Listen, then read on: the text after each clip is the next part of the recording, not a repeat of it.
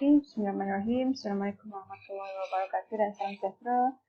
Kita sambung lagi sedikit lagi ilmu berkaitan dengan ungroup data. So kita berkenalan dengan star yang ketiga iaitu median. Kita dah kenal siapa mean, kita dah kenal siapa mode. Sekarang masa untuk berkenalan dengan si median. Median ini dia ialah star ataupun data artis yang berada di tengah-tengah dalam banyak-banyak lautan data. So bila kita susun cantik-cantik daripada nombor yang kecil kepada nombor yang besar, susunan menaik, dia inilah data ataupun nombor yang berada di tengah-tengah.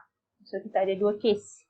Yang pertama bila data tersebut odd dan yang kedua bila data ialah even. So odd dengan even. Bila odd, ini contoh untuk odd lah. Odd ni sangat senang untuk kita kenal pasti. Siapa median? Median apa nombor dia?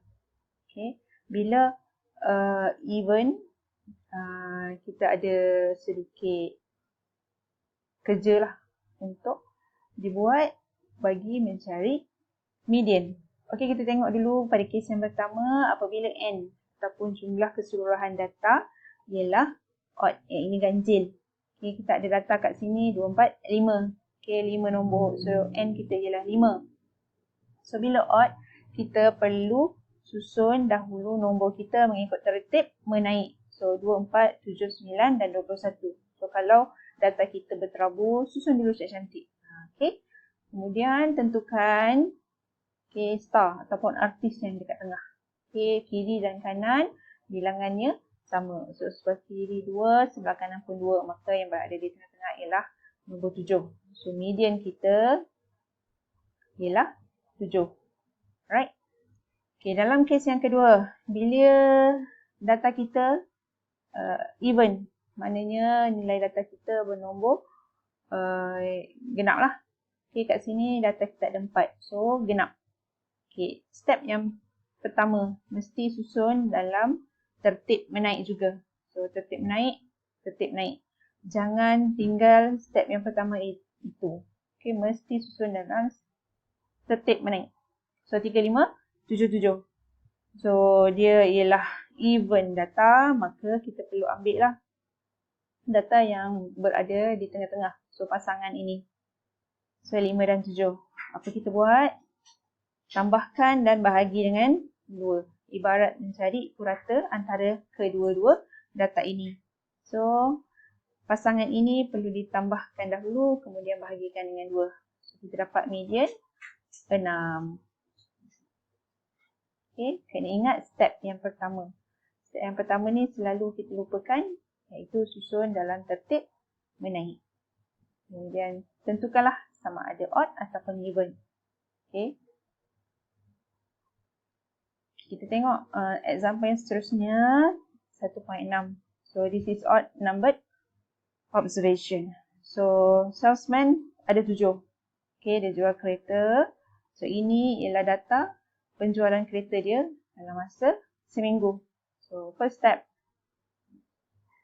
mesti arrange dalam tertib menaik. So 5, 6, 8, 10.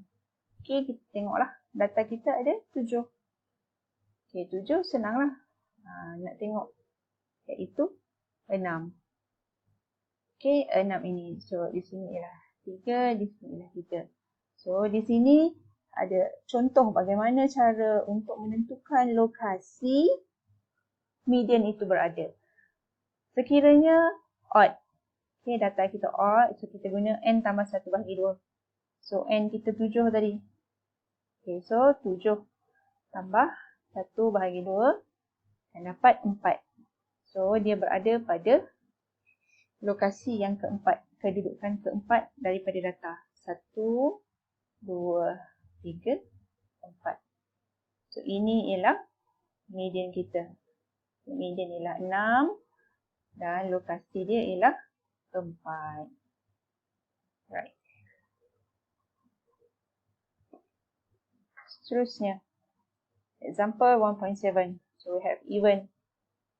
Okay, tadi 7 salesman, sekarang 8 salesman. So ini ialah data hasil penjualan kereta. Kemudian mesti arrange dahulu dalam tertib menaik. Okay. Dan nak tentukan lokasi median tersebut. Okay. N tambah 1/2. So N kita 8 sebab ada 8 data. Tambah 1/2 kita akan dapat 4.5. Maka 4.5 berada di tengah sinilah. Okay, apa kita perlu buat? Inilah. Cari hasil purata untuk kedua-dua jiran di tengah-tengah ini. Iaitu 6 dengan 8. So 6 tambah 8 bahagi 2. Kita akan dapat 7. Median kita ialah 7. Ini bermakna 50% daripada salesman kita jual less than 7 cars and 50% lagi jual lebih daripada 7. Okay. Median itu menunjukkan data yang tengah-tengah. So, median ini menunjukkan berapa persen yang sold less than 7 car and berapa persen 50% sold more than number of median ini. Jadi, dia berada di tengah-tengah lah. Baik, kita lihat example 1.8. Nah, macam mana cara nak cari median untuk simplified tapi ungroup data lagi Masih lagi ungroup data. Okay, find median in table 1.4.